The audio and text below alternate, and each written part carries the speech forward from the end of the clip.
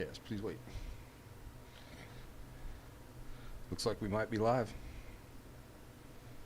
All right. What's going on? We'll try to get that thing shared up, too. All right. So what's new? Man, I'll tell you what's new. We got duck season kicking off this weekend. Duck season. So for those that are out there frequently hitting the lakes, even in the fall, just kind of keep that in mind. If you're rolling into an area and you hear a shot go off right at daylight, that's probably what's going on. For sure. Chris Wright, one of our anglers, with Take Two Outdoors, they went up to Northeast Arkansas and went up to the fields up there. They're in a lease for they're able to get some water in one of those fields. Sent me some pictures. Man, it looks like they might have a good day for opening day tomorrow. So excited to see what him and Keith end up taking care of. They got some guys up there doing a hunt with them. We got that going on this weekend. It's still deer season as well. So I haven't gotten to the woods just yet. I'm going to try to do that Sunday morning before we fish Atkins. So, if everything goes right, I'll have a deer on the ground in the back of the truck by 8:15, headed to the processor, run home, have a little brunch, load my kayak up, and come fish Atkins. That'll work. Something else since we last talked. All right. The TOC. Tournament champions. Absolutely. I've been saying this all year. In kayak fishing on the national scene, we're seeing a little bit of a changing of the guard. Okay. For a long time, you just saw the same names constantly. Right. Constantly. Right. Cody Milton, Christine Fisher, Ryan Lambert. Some of those folks, right? The minor boys. They're to me some of this change of the guard. Okay. They're kind of the new wave that's coming. I think you saw some folks with Live Scope do well. Some folks that have figured that out, get a chance to use that down there on Caddo. I listened to the award ceremony, and it sounded like both of the minor brothers used that to get on schools of fish. Right. And catch fish that way. The guy that won it, he was on a school of fish as well. It seems like those folks that tried to pick cypress trees apart maybe had a rough time. Sound like grass was the big target of the deal. But, I also found it interesting once they gave people designated ramps and everybody had to leave from the same place, you sure didn't see some of those names that you would normally see. I'm interested to see how this continues to play out into next season. I agree. You're going to see more national trails go to this format to try to level the playing field, try to make sure people are fishing the same body of water. Absolutely. And, we'll kind of see, it's always been said, well, the same names, the same people will, end up winning the event. Well, who was that guy that just won the TOC? Because I had no idea who he was before that event. Absolutely. I'll be honest with you. Absolutely. Apparently, he's a really great saltwater fisherman. Mm-hmm. He told his story, which was, he thought he was just going to roll into freshwater fishing and dominate. Right. And it actually took him a season and a half or so, I think he said, before he really kind of figured stuff out. Well, congrats to him, man. His story was really interesting just from the standpoint of when I listened to him, he set goals for himself, like realistic goals every year. Like he knew his first year he was going to take his lumps, and he just wanted to be there. Second year, this was kind of his year that he just wanted to get in the top 10 or maybe just make the TOC. We made the TOC and he ended up winning one. Winning one was his next year goal. So now he's got to figure out how to, what's next. Yeah, man. And that's really, in any aspect of something you're trying to do well in, just setting those small steps and, adjusting as you go as well. If you have a setback, readjust. If you have success, readjust. So I think he's right on target with that.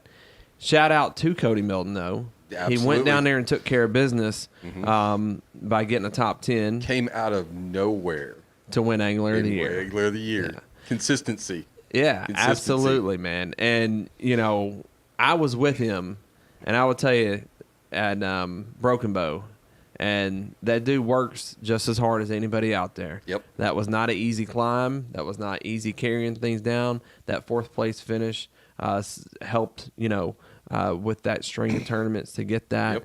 Yep. So, these guys that are winning these events, they're hard workers, Absolutely. When everyone else, 100%. is kind of going off into doing other things this time of year, these guys are still studying. I've seen them sit all down and clean their reels. Yep. I've seen them go through their bait boxes and throw out old hooks. They put new treble hooks on their baits. All of those little things they're doing in the off season that we overlook as just casual fishermen are the things that are separating them from us. Mm-hmm. Something simple as putting an extra O-ring on a crankbait, right? So crankbait that has one O-ring, if the fish turns, then it stops eventually, and it's going to put pressure on that fish and can pop that hook. If you have a second O-ring on there, it can spin a little bit further and almost go 360 degrees before it ever puts any pressure on it. Just little simple things like that they're doing in the off-season, guys. Take some time, do some of those things. Watch some Bass University videos. Stay active. But it's cool. We also saw the Hobie schedule come out. Yes, I saw a lot of chatter online like it was this great schedule, and I was looking at it just from a potential tournament angler, and just said, man, if you're in Arkansas, that's a tough schedule. Yeah, minus Dardanelle, it's really not much different than the last few years. Okay. They've generally had about 3 tournaments that we can get to.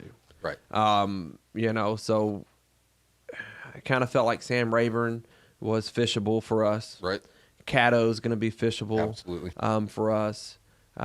If you so want to partake in Kentucky Lake, that's fishable for us.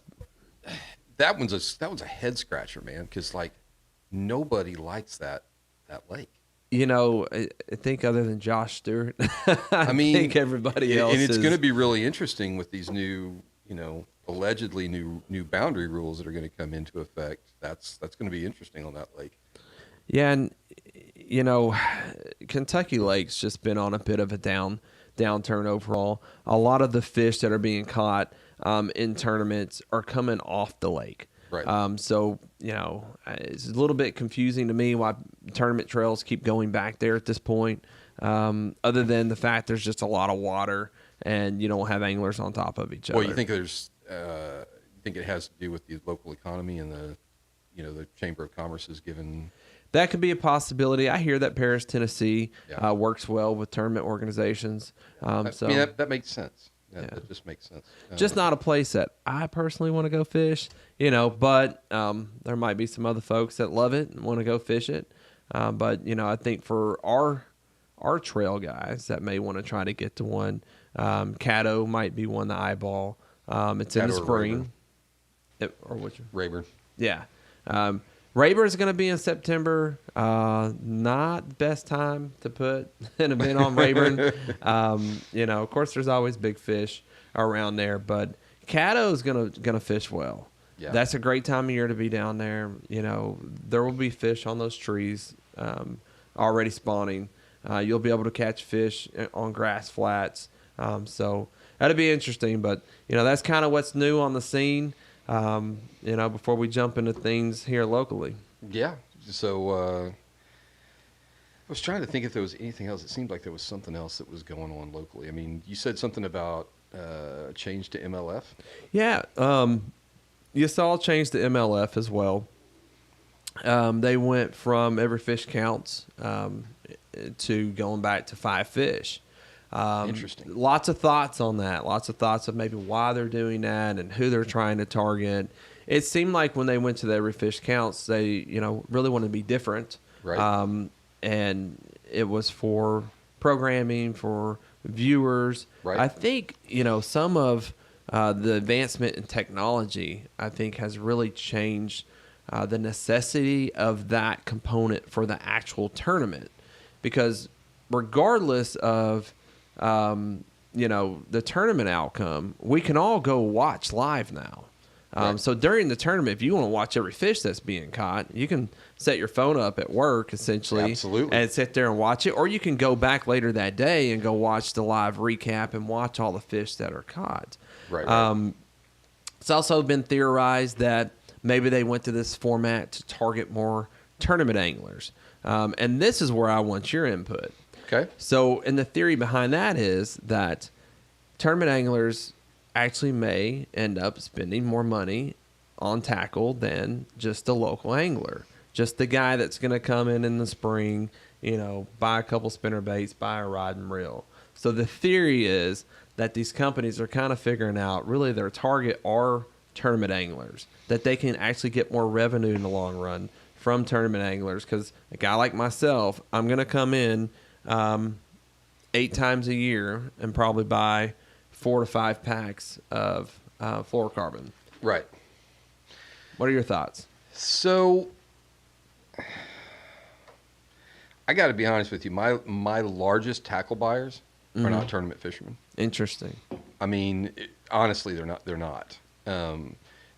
Might be on the kayak side. We might have some casual guys that are, but yeah, our biggest spenders are not necessarily tournament guys. Now, I will say this. When you remember that MLF down on Lake Fork where the methylate trickworm caught just an enormous amount in one place.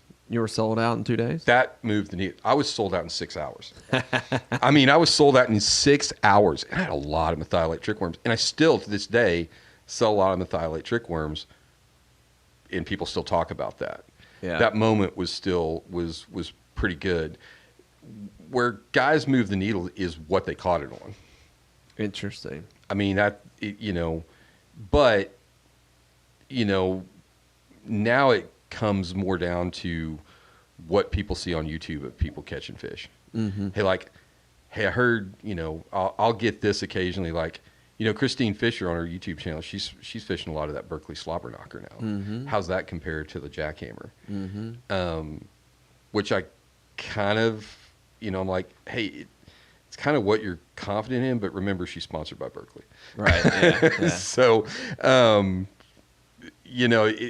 it goes that way, but people are always kind of looking for that next thing. And in the tournament fishing realm, it seems like that's what gets the eyes. Although with the advent of YouTube, you get a popular YouTuber like, well, Greg Blanchard's really not a great example, but he is because he does so much casual fishing in his videos. But, people talk about what Greg's fishing and they'll talk about what Christine's fishing because her YouTube channel's getting popular. But you'll also get people that, talk about what Cole and Jay is fishing. And Cole's not a... Well, it'll be interesting to see how things shake out. Jacob Wheeler's been really dominant on the MLF scene, but people forget he was dominant with FLW before this too. I mean, you're talking about a guy that won a Force Wood Cup previously, so I don't think the 5 fish limit is necessarily going to be a detriment to him. I'd heard little whispers here and there. Oh well, they're trying to knock Wheeler off his pedestal here and there, and it's like, guys, I don't think it's really going to impact him. Well, I mean, I think the reason they went to MLF, obviously it was a really good marketable format. Mm-hmm. It was different. It was, hey, everything counts. But I also think there was a conservation effort behind it about, you weren't dragging fish back to the thing. Well, I think what they realized in that is the technology exists where you can weigh the fish out there. Yep. You can always take the top 5. It's not, you just cull fish like you do normally. I think if they translate that, it will be very interesting to see where boat technology goes. Because, man, can you imagine boat technology if you don't have to have a live well? Yeah. No doubt. You eliminate that much weight and that much moving weight from a boat. Wow, that's kind of interesting. No doubt. Well, so we kind of chewed the fat on that. So we're getting close to the time for the regular, part of this. So recapping, you fished Lake Conway. I was out there. What were your thoughts? Man, I thought overall it fished pretty tough. So I felt like it was going to be a lot easier based on pre-fishing.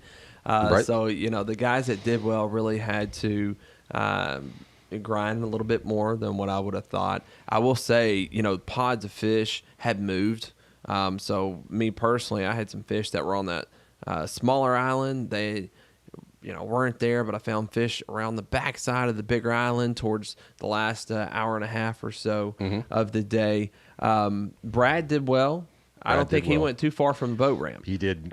Which goes to show you, you don't have to go all the way across the lake to win an event. We got a mutual friend that used to do that too. Yeah. Mr. Hopper. Yeah. He never went far. Yeah, he's usually around a state park too, I noticed exactly. that. Brad used a shaky head, pretty unique, made by Mr. Matt Gifford. Yeah. Has a little skirt on there. Yep. So I gotta look at that thing. It's pretty cool. I got a few of them. Oh, there you go. I fished him the other day on Conway. So I wouldn't be surprised if Brad fishes with us Sunday if he's not if he doesn't have that in his hand. He might. A couple of them. But he spoke to patience paying off. Said that he would let it sit for quite a bit, and then he'd feel the bite, and then they'd almost drop it. Yep. And so he had to really just let him take it before he set the hook to really get a good hookup. Man, it takes. That is a part of my game that is so weak because I just don't have the patience to just sit. Okay, this is a Brandon Finkism a little bit, but it's throw it out there, let it sink, take a bite of a sandwich, maybe twitch it again, take another bite of the sandwich, maybe finish the sandwich. Man, that's tough for me. I'm gonna go down a rabbit trail real quick. Okay, but go down a years rabbit trail. ago, I fished with this older guy named Jimmy, and I'm not kidding you. This dude, a little bit different, but we'd be fishing a fluke down in Florida, watermelon red, and he'd be like standing up in the boat. I think I got one. And I'd see his line swimming across the side of the boat. And I'm like, Jimmy, set the hook, man. He's already digested it, and it's coming out the other end at this point. But, yeah, that was one patient man, but he caught a lot of big fish.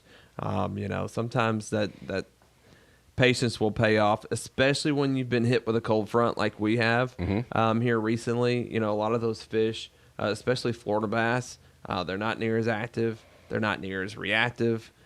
So if you can get a Cinco or something in the water, just let it slowly, fall.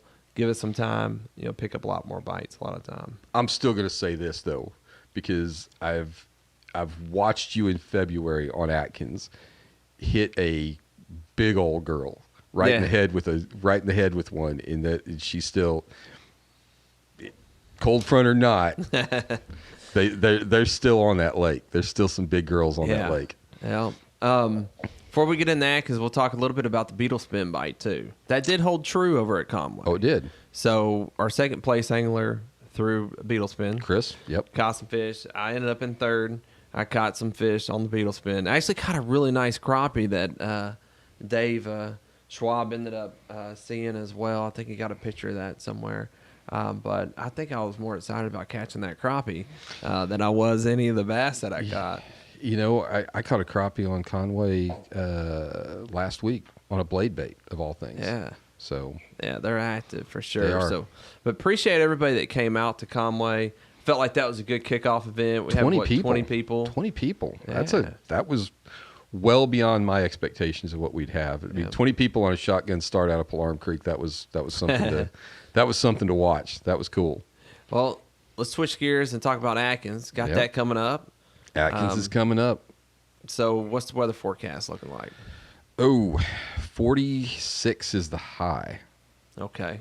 The good news is we're going to fish from 1 to 4:30. Right. So we kind of thought this out before we went down this fall series venture. Right. So we'll hopefully, have a time to let things warm up a little bit. But, talk a little bit about warmth and safety and all that stuff before we jump into the fishing. All right. Well, so right now, let me see here. We're looking at a low of probably in the high 20s and a high in the 40s, mid 40s. So you're looking at it's probably going to be between 40 and 46 when we kick things off and get going. So Looks like it's going to be full sun, so there's that. No major rain between here and there, so we should be good. But layers as always. You and I have talked about waders, about wearing waders in a kayak. I'm not a big fan of it. If they don't have any way to drain out, that can be a real detriment. Atkins is not a super deep lake, so it's not, it is that is what it is. But I always I like to layer up. I like to use base layers, not unlike sports base layers, dry quickly. And at that 50-degree mark, I'll usually wear it's old school, but it's Under Armour cold gear. Right. Yeah. I have non-padded cycling tights that are fleece lined that I like to wear underneath my jeans, and typically that's how I handle that. But I also have for adverse conditions, like if it was going to be rainy or something, I have a windsuit that I wear. Yeah. From I think it's Huck or Hook. However way you say that. Have no idea. I've never figured that out. It's their bibs and their rain jacket. Yeah. It works great. I'll definitely have bibs and a rain jacket on. One thing I've tried to do over the years when it gets this time of year, just keep an extra change of clothes in the truck. Absolutely, with a towel. 100%. Doesn't hurt to throw a blanket in there in case you take a drink for a little bit. So we're all going to go out of the same ramp, come back to the same ramp. Yep. And hopefully that'll allow everybody to kind of be around somebody else while you're fishing. I mean, that's the biggest thing in these cold weather events. It's always a good idea to keep an eye on people around you. Also keep your ears open, that if you hear anybody go in the water, you can instantly kind of drop what you're doing. And because it's going to, I think Marshall said the water temperature was around 55 degrees out there. Yeah. So that was the report that I got. Even still at 55 degrees, it gets cold really quick. Your body gets cold really quick.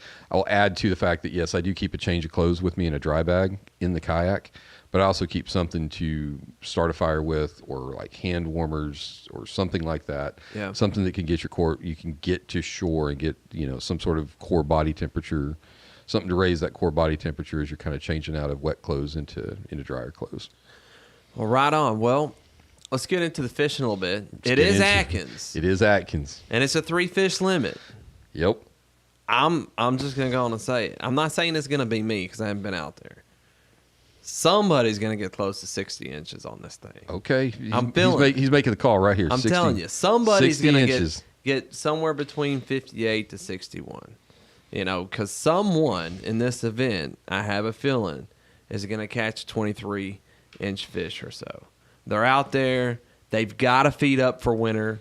They've got to, get as much food in them as possible right now. And, I feel like someone's going to stumble upon something, figure something out, catch some big girls. Has the shad died off yet? Don't know. I haven't been out there. Okay. But when we get into the tackle selection, I do have a jerkbait in there. Yeah, might not be a bad idea. I think you got a reasonable idea there. Let's break the lake down just a little bit. Okay. Start with that. So, there's essentially one main creek that feeds this lake, right? For the most part. It's in the back by Bells, yep. And it kind of winds through the lake and then comes out towards the dam area there, obviously. I think anywhere on that creek channel, no matter if you're on the dam end or down on the Bells end or in the middle, there's going to be fish around that channel right now. There's going to be bait hanging on the sides of it. I feel like if someone's really good with their side imaging, this is the event for you. I don't know if Roy's in town or if he's planting the fish, but I know he's good with the side imaging. I really feel like someone that could find some deeper laydowns, find some, bait balls that are a little bit off that creek channel could probably end up doing pretty good. There's a brush pile right in the middle of that, not far from Bells. It's pretty good. Yeah, I've heard a little something about that. So if you can find it, it's pretty good. But yeah, that side imaging is going to be key. This is one of those things where we keep talking about, you brought it up earlier with down at the TOC, live scope. Mm-hmm. Is that a thing? Would that be a thing in an event like this, or I mean, absolutely on this lake? If you had it, you know how to use it. You could blow this thing out of the water, especially because there's not a lot of folks that have it here. Right. You know, it's a lot something of crappie guys that have it. Yeah, I've looked at it, but haven't gone down that route yet. Who knows? I may have it before 2023. You know, and I don't feel like it's a technology you have to win an event. But I do feel like the direction that fishing is going, you're going to be at a disadvantage in certain events if you don't have it. It's not going to be every event, but there's going to be certain events where if you had this, you're going to be better off. And it's one of those things, it's better to have it and not need it than need it and not have it. It's kind of the way I look at it. I feel like if I make that investment and go down this road, I'm going to use that tool more in practice than the actual event. And what I'm going to use it for is when I roll into a cove and look at brush piles and look at trees, I'm going to know what trees and what brush piles out of the 300 that are in a cove that actually have fish on them, and I'm going to mark them, and then I'm going to leave. And then I'm going to go to the next cove. So I'm going to be able to break a lake down a lot quicker and be more efficient with my fishing. I feel like it's one of those technologies that you better be really good with it. Otherwise, you're going to waste a lot of time with it. You know, talking to some folks that haven't,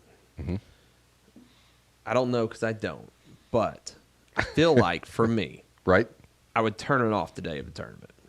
I'd use it in practice to find where those fish are, and the day of the tournament, I'd turn it off. And here's why. I've heard numerous times now people say they get discouraged when they see the fish and throw the bait out there and the fish swims off. You know, it can actually have a little bit of an adverse effect on your mental game if you're watching the fish leave your bait every time you're throwing it out there. So, you know, there's pros and cons to it. But 100%. I really feel like for someone that's serious about fishing that wants to break water down, it's a tool to help you do it more efficiently and faster for your practices. So if anybody's in this event that has it, you know, they may have an advantage over some other folks. You know, I feel like there's not just a ton of vegetation on Atkins, so these fish are going to have to hold the wood. They're going to have to hold the brush piles. So I feel like the few brush piles that are around Lucky's there will probably play really big. Some others that are scattered on the lake, and even some of those taller trees that are in the middle of the lake that are close to that creek channel. If folks were able to get out there, I don't know what the wind's supposed to do. That's going to be hard to fish if it gets windy, but you know, there's an opportunity I feel like in some of those areas to fish as well. That's a place that not a lot of people do. That's not something a lot of people do on Atkins, is get out there in the middle. I feel like this time of year would be a better time to do that than other times. You know, I think more of that bait would kind of push that direction at times. There'll be a lot of bait pushed into the cove right there at Lucky's as well. Of course, there'll be some following the creek channel back towards Bell's. But you really see a lot of bait if you'll turn your craft on and go out towards the middle of the lake there, just all times of the year. But it may be easier to find fish stacked up feeding right now out that direction. It's that old adage, they're always stacked up on trees. You just got to figure out which tree they're stacked up on, because there's a lot of trees. Let's move into a little bit about bait selection this time of year. I think that's probably the juice that the people are here to maybe hear a little bit. Here to hear. I mentioned earlier, and I'll grab one. I mentioned the jerk bait bite. I just grabbed one that I felt looked good. 6 cents option here. You know, these work well this time of year because when the temperature change happens, a lot of those threadfin shad will die off. And so you'll see them as you're going through the lake. They'll kind of flicker and move and fall. So jerk bait, you know, kind of replicates a little bit of that action. It gets a reaction bite from those fish. You know, Kevin Van Dam made a living off of a jerk bait for a long time. That is no lie. You know, it's a really good reaction bait to throw. So if you don't want to be patient, that's your option, in my opinion, for the most part. You're trying to get a reaction bite out of that. So no doubt. That plays big in the fall. Another option that's out there, which is my favorite from now until the end of January, is the old A-rig. The old A-rig. Got some swimmers out as well, so we'll look at some of those as well as hooks. All right. So this is a Flash Mob Junior. You can buy this here at the shop. Spread the wings on it a bit. Has the blades on there. I don't use the little grubs that come with it. I don't use the heads that come with that. But I do. That is the size A-rig that I use. I use that Flash Mob Junior. That's pass that one to me. That's my preference, and that's what I've used for a while. So I'm going to put that up on my camera. Probably see a little better, huh? Maybe a little bit. But here's the deal. Matt was in the he was in the shop talking to me today, and do you know this individual SKU right here is one of the best-selling baits in the shop all time? Like individual SKUs, we have sold an obscene number of these. I probably bought most of them. Absolute obscene number of the Flash Mob Junior. I can definitely see where. Yes, yeah, we sold an obscene number of them. The water clarity at Atkins right now, I don't even have to go up there to tell you it's clear. We hadn't had rain. There's not water coming in the back of that thing. It's going to be clean and clear. So because of that reason, I chose to go with the Little Dipper and the Bad Shad Green. Here. There you go. The outside baits, I would go with the 3.5 inch. Pass that to me. All right. So I'll hold it up while you're talking about it. All right. And then for the middle wire bait, so your one that comes down the middle, I always put one that's a little bit bigger. So this is the 5 inch, Bad Shad Green Skinny Dipper there. Right. So you're going smaller with the 3.5 on the outside. And I get the bigger one. Inside. Bigger one in the middle, and that kind of replicates a bigger fish following that ball of bait. And the bigger fish I've caught on an A-rig, 99.9% of the time, hit that middle bait. And I'll also take some chartreuse dye and just dye that one tail yellow as well. Have had a lot of success doing that. When we talk about hook selection, on a lake like Atkins, you either need to go with a really light wire hook due to the timber, which means you're not going to be able to horse that fish into the boat, or go with this option. So a weighted, weedless hook, I think is probably the better option. It'll allow you to stay out of the timber that's on Atkins and still stay weedless. The last thing you want to do is invest the money to put together an A-rig and then go get hung up and lose it. Having a weedless hook or a light wire hook, but understand when you get that hit, if you have the light wire hook, you can't just rear back and set the hook, and you can't horse that fish in. You got to let it tire itself out and kind of coach it in to the kayak, or it'll end up bending your hook out and pull off. I've done it both ways. I feel pretty confident in using the light wire hooks. I do those on lakes where there's not as much timber, but there's so much timber on Atkins, I'll end up using the weedless hooks, the weighted weedless hooks instead. So we talk about line options. I know some people that go straight 25-pound fluorocarbon on that, and then other people will just use braid. And the old adage is there, hey, listen, I got 5 wires hanging off this thing. If they don't care about those, they don't care about that braid. And I agree. There's a lot to that. So I agree with that. A lake like Atkins, I'll use braid just because the fish are so big and there's so much timber. Right. If I was going out to Brewer where there's not as much timber, I'll use fluorocarbon and change to 25-pound. You talk about rod setup. You cannot go throw this on a medium heavy rod, guys. You're gonna run your equipment. You need a heavy rod. I use an extra heavy when I'm throwing a rig. Right. Duckett makes some really nice extra heavy rods. There's actually an extra heavy behind me, or a heavy behind me. That's pretty thick as well. There's an extra heavy Micro Magic behind you just for that. Yeah. So, between that and punching, that's actually the only reason why I own an extra heavy rod, is to punch with in real heavy vegetation and to throw an A-rig. There you go. It. Ty Vaughn actually commented that he's donated too many A-rigs before he figured out not to be a dummy. Still haven't had a lot of success with them, but it's less frustrating when you can get them back. Yeah, and my early fishing days in kayaks, I was one of the only people that fished an A-rig in a kayak.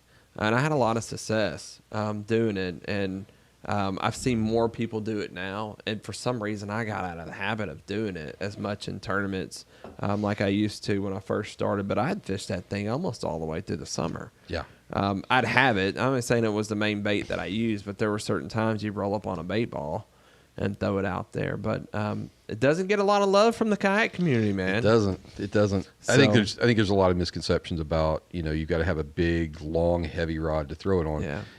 You can get away with a 7-foot extra heavy. Hey, I mean, there's lots of companies that are making them. So yeah. If it's thick enough, it can get the job done. That's right. Absolutely. Got a chance to talk with David Hokut this week. If anybody's watched the Facebook page at all, you've seen he's posted some fish that he's been catching out there. Right. And so I reached out to him via Messenger and just asked him, hey, do you mind sharing a little bit? I hadn't been on the lake. So he's been catching fish on a white spinnerbait. Just like that. There's one there in the sling blade option from Z-Man. Very popular. And, it's just pretty simple. Replicate shad. That's what they're feeding on for the most part. He also shared. You know how many fish have been caught on a white spinnerbait? More than I could ever imagine. But he also shared that he was doing something pretty unique there with, what is that thing called? It's a bandito bug. The bandito bug. So he's been dragging that Carolina rig style. Okay. All right. So I would imagine if you could find where some of those ditches are that I was talking about on that creek, if you drug that around, you probably end up finding some fish. I'm going to imagine some of those fish are actually suspended up off the bottom. So a Carolina rig, is as you drag it, it kind of pops up a little bit. So the weight will hold it down a bit closer to the bottom. So these are here in the shop. That's the pre-made ones like that we just dropped are the ones I use just because in a pinch, if you're wanting to tie one up, it's just really easy. I like the one I like. You picked up the one that a lot of people use, but I tend to use the 6 Sense. Yeah. They use a flexible wire as opposed to a static wire. Yeah. So I think it gives it a little bit more flexibility, but just an opinion from a guy who sits around and looks at baits all day. We'll wrap things up a little bit as far as the bait selections go with some more Z-Man products. And when you start talking about finesse fishing and cold fronts, Z-Man baits really kind of outperform everybody else. Let's just be real. It is what it is. I sell more Z-Man bait than I sell anything else. They're made out of, just floats. And so you add a little bit of a weighted hook to it, and it falls so slow. You can take one of the weighted wacky rig hooks, hook up. Here, I'll hand this to you. I won't drop it this time. But you can actually hook up one of these Ned rigs to it and throw it out there where you're seeing shad die and let that fall real slow and get some reactions out of that. So I feel like a Ned rig will play this weekend. It 100%. Always play when Ned rigs always play when the fishing's tough. 100%. I agree. So, and you've graded a lot of tournaments over the years, and I know you've graded a lot of tournaments for Northwest Arkansas as well. And so I'm sure you've probably seen your Ned rig fish over the years. I've seen a lot of Ned rig fish over the years. and let's just say this: there are some people who say they don't use Ned rigs. That if you look at their pictures carefully, you will find out that they actually do use Ned rigs. Very much so. The tried and true Cinco absolutely always plays. When it's the fishing is tough. If you're someone that likes to hang around the bank, that's probably your best option this weekend, in my opinion. Finding some wood that sticks out a little bit, kind of towards deeper water, and find some fish that are suspended around it. I'm going to share a little juice along that line. So this is a yum dinger, but it's the color that I'm interested in. We have been selling the mess. What color is that? That is Elder's Magic. Okay. So I just did. Guy came in asking for them, and what I didn't realize is we already carried them, and we have sold a ton of them in that color. Just one of those things, we sell a lot of bait every day, but that Elder's Magic is really starting to. There's some people starting to get on with that. So, well, something new, something different is always worth a look. Those fish, get a lot of pressure throughout the course of the year. Oh, you're bringing it. Last thing I'm gonna, throw out as an option is something that's been forgotten about: the old tube. Tube fishing. This is a TRD tube. That color replicates a little bit of shad in it as well. I fish a tube a ton. That right there is the deal. A ton on the rivers that feed Greers. Mm-hmm. Took one of Aspen's teammates up there with her dad, little guided trip, and she's taking a picture. They're taking a picture. He's got a smallmouth he's holding, and it's a good 2.5 pound maybe smallmouth or so. And he's bragging how he whooped her tail, and they were going back and forth all day. So it's kind of a cool ending to the day. We were wrapping things up, getting ready to head to the truck. While I'm taking this picture, she's got her little bitty tube just barely hanging in the water. I snapped this picture, and something just explodes at the bank. Scares the crap out of me, scares the crap out of them, and her line, luckily, I had the drag set, is just singing all the way back towards the middle of this river. And she ends up, we coached her, she got it in on herself, ended up catching a 5-pound largemouth on a little bitty tube right there. So this time of year, tube fishing is greatly underestimated. You can't go wrong with a tube either. It can replicate a falling minnow, but when it gets on the bottom, it also looks like a little bitty crawfish. Mm-hmm.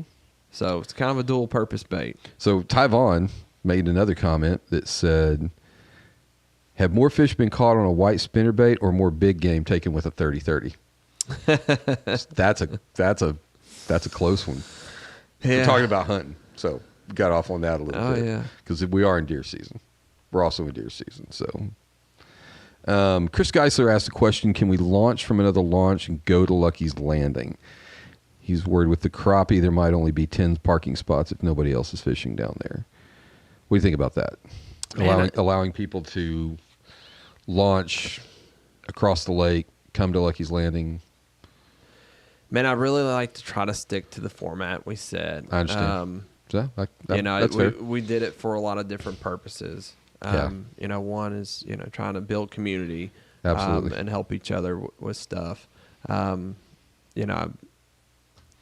Yeah, I'm inclined to agree. Let's just keep it in Lucky's. Yeah. So especially given the fact that it's going to be the first really kind of cold snap. Yeah. It's easier to keep track of. With it being duck season and deer season, I think you may see less people, I hope, from as far as a boat perspective. Right. If we get there and we're all there at 1 o'clock and we see it's a problem, we could always adjust on the fly. Right. I agree. So it's just easier from a safety standpoint to keep everybody. It's just easier for check-in because then I don't have to worry about somebody's going back across the lake after check-in, and so it's just easier that way. I agree. So we'll keep it all at Lucky's Landing. Yep. And not to mention, I think Larry told me that the guy's doing food now. Yeah, he doesn't have the big grill that they used to have inside, but it does do some food options.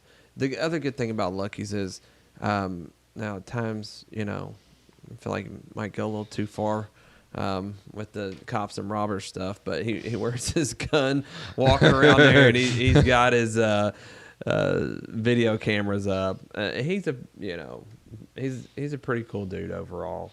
Trying not to get catalytic converters stolen. Right. I don't think it's going to get stolen there. Yeah. He keeps a good eye on the place overall. So obviously you guys, we haven't talked about it, but new format with new setup with the live stream. So. Oh yeah. So, this is different for me. I'm sure people can tell. I can't see myself or see my baits or anything just yet. We're kind of working on those things, but it is kind of cool. I like it. Yeah. Yeah. Well, we'll keep that in mind. There's hopefully a monitor, but something we're going to continue.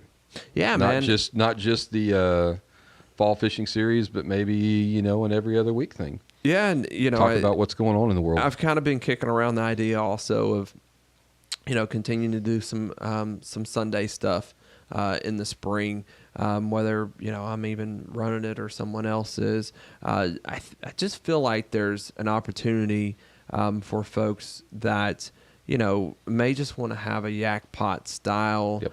Maybe they're not agree. ready to get into a more formal tournament series, just to have a space to get out and test the waters and see what it's about. And let's face it, Sunday afternoon is easy. Yeah, Sunday afternoon is fun, man. man. Sunday afternoon is easier all the time than a Tuesday night or a Thursday night or a pick your night. Sunday afternoon is easy. You don't have to worry about it getting dark. You don't have to worry about it. And we've got to worry a little bit about the darkness now, but going forward. Things also, they've just evolved. It is Absolutely. what it is. Our local tournament trail, it's just grown. It's evolved. It is what it is for me. There's some pains there a little bit, but then when I really stepped back and thought about it, I was like, well, you can do something that still serves some of those folks that maybe aren't ready for that yet. Right. And I felt like this fall series, we kind of saw like, hey, this is... We caught it. We saw a lot of new faces. Yeah, this is going to be fun. This would be cool. And it's like we could just kind of continue something similar into the spring that doesn't, run into any of the NSK events, doesn't necessarily, step on anybody else's toes in the state, pick some fun dates, when people are around, pick some fun lakes, and just, I still think the 3 fish limit thing is what we need to continue for these because it takes that pressure off folks. They can just come out and have fun. They don't have to worry about catching 5. Dude, that yak pot tournament, that yak pot style has always been an interesting thing. We've had varying degrees of success with it. It was something near and dear to Ben. Mm-hmm. It was always that kind of Tuesday night kind of get together thing. But once again, Tuesday nights, people are having to get off work. People are having to do this. Sunday afternoon's just easy. A few hours Sunday afternoon just makes it easy. I got to share this. I just got to because I didn't realize all this until I was talking to Bassmasters this week. I shared, before we went on air, I've been talking with them for an article that's going to come out in the magazine. But you brought up Ben, and I just got to share this with everybody. All right. I didn't realize how unreal and surreal everything was with that Lake Fork event until I was talking through some of this stuff.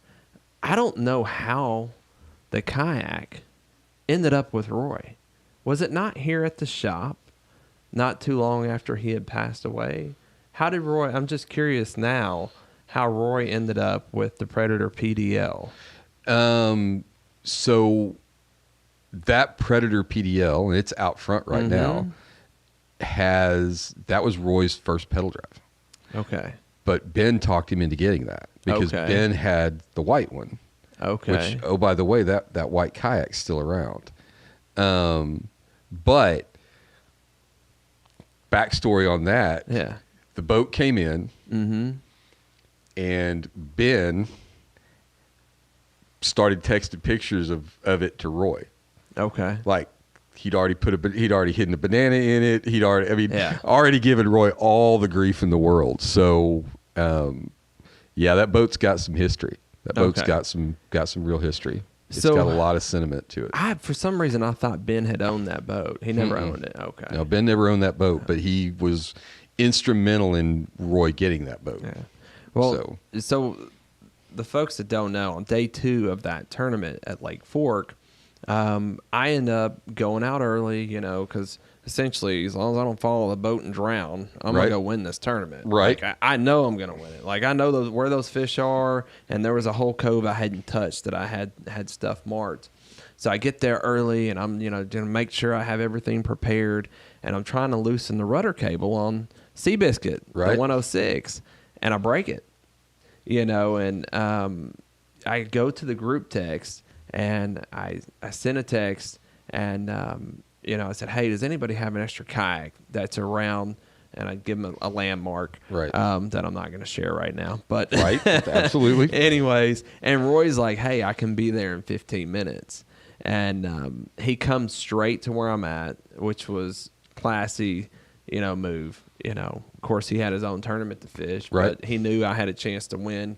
And so he brings me the yak, and, we get me all set up. And I literally launched with like 1 minute to spare, before right. I'm going to be late to even kind of getting going. I mean, it was to the point like we're trying to fit my crate in and it didn't fit because we ripped 3 rod holders off of it. And I'm like, throw them in the truck. I only need 2 of these rods anyways, right. And, roll out. But, kind of reflecting on that, really just surreal moment when I'm talking to this guy at Bassmasters.